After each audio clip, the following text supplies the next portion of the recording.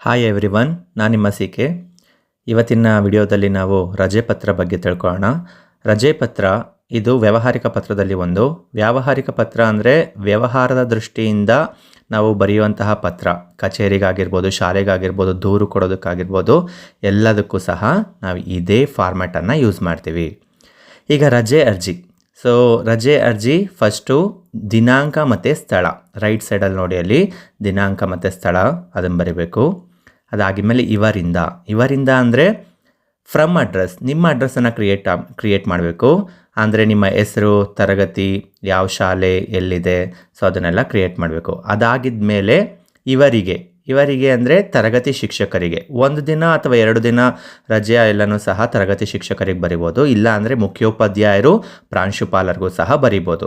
ಆದರೆ ಅವರ ಹೆಸರನ್ನು ಬರಿಬಾರ್ದು.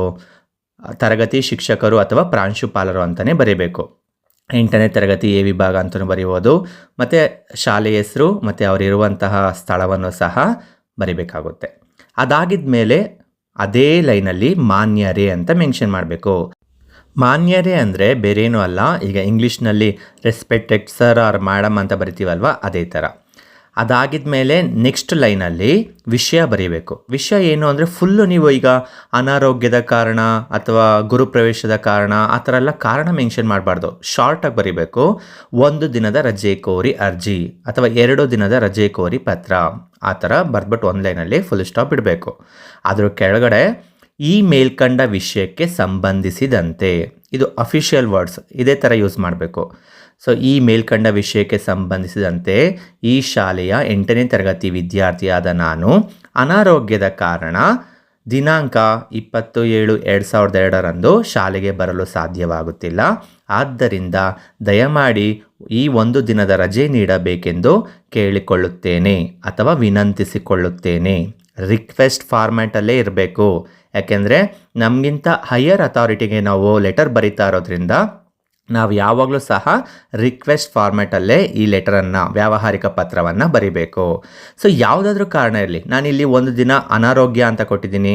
ನೀವು ಬೇಕಿದ್ರೆ ಗೃಹ ಪ್ರವೇಶದ ಕಾರಣ ಕೊಡ್ಬೋದು, ಅಕ್ಕನ ಮದುವೆ, ಅಣ್ಣನ ಮದುವೆ ಅಥವಾ ಬೇರೆ ಪ್ರವಾಸದ್ದು ಯಾವುದಾದ್ರೂ ಕಾರಣ ನೀಡಿ ನೀವು ರಜೆಯನ್ನು ಕೇಳ್ಬೋದು. ಅದಾಗಿದ್ದ ಮೇಲೆ ಅದ್ರ ಕೆಳಗಡೆ ನೀವು ಸೆಂಟ್ರಲ್ ಆದರೂ ಬರಿಬೋದು ಅಥವಾ ಸೈಡಲ್ಲಾದರೂ ಬರಿಬೋದು. ವಂದನೆಗಳೊಂದಿಗೆ ಅಂದರೆ ಥ್ಯಾಂಕ್ ಯು ಅಂತ ಬರಿತೀವಲ್ಲ ಇಂಗ್ಲೀಷಲ್ಲಿ, ಅದೇ ಥರ ವಂದನೆಗಳೊಂದಿಗೆ ಬರೀಬೇಕು. ರೈಟ್ ಸೈಡಲ್ಲಿ ನಿಮ್ಮ ವಿಧೇಯ ವಿದ್ಯಾರ್ಥಿ ಅಂದರೆ ಯುವರ್ ಒಬೀಡಿಯಂಟ್ ಸ್ಟೂಡೆಂಟ್ ಅಂತ. ಅದಾಗಿದ್ದ ಮೇಲೆ ಲೆಟರ್ ರೈಟಿಂಗಲ್ಲಿ ಅದರಲ್ಲೂ ರಜೆ ಅರ್ಜಿಗೆ ಪೋಷಕರ ಸಹಿ ಇರಲೇಬೇಕು. ಪೋಷಕರ ಸಹಿ ಲೆಫ್ಟ್ ಸೈಡ್ ಬರಿಬೇಕು. ಹೀಗೆ ರಜೆ ಪತ್ರದಲ್ಲಿ ಪ್ರತಿಯೊಂದು ಹಂತನೂ ಸಹ ಬಹಳ ಮುಖ್ಯವಾಗಿರುತ್ತೆ. ಪ್ರತಿಯೊಂದು ಹಂತಕ್ಕೂ ಸ್ಟೆಪ್ಸ್ಗೂ ಮಾರ್ಕ್ಸ್ ಸಿಗುತ್ತೆ. 4ಕ್ಕೆ 4, 5ಕ್ಕೆ 5 ಅಂಕಗಳನ್ನು ಸಹ ನೀವು ಗಳಿಸ್ಬೋದು. ಎಲ್ಲ ವ್ಯಾವಹಾರಿಕ ಪತ್ರದಲ್ಲೂ ಸಹ ನಾವು ಇದೇ ಫಾರ್ಮ್ಯಾಟನ್ನು ಯೂಸ್ ಮಾಡ್ತೀವಿ. ಅದು ದೂರು ಕೊಡುವಂತಹ ಪತ್ರ ಆಗಿರ್ಬೋದು, ರಿಕ್ವೆಸ್ಟ್ ಮಾಡುವಂಥ ಪತ್ರಗಳಾಗಿರ್ಬೋದು, ಅಥವಾ ಶಾಲೆಗಳಿಗೆ, ಕಚೇರಿಗಳಿಗೆ ಬರೆಯುವಂಥ ಎಲ್ಲ ಪತ್ರಗಳಲ್ಲೂ ಸಹ ನಾವು ಇದೇ ಫಾರ್ಮ್ಯಾಟನ್ನು ಯೂಸ್ ಮಾಡ್ತೀವಿ. ನಾವು ಇವತ್ತು ವ್ಯಾವಹಾರಿಕ ಪತ್ರದೊಂದಿಗೆ ರಜೆ ಪತ್ರವನ್ನು ತಿಳ್ಕೊಂಡಿದ್ದೀವಿ. Thank you all of you.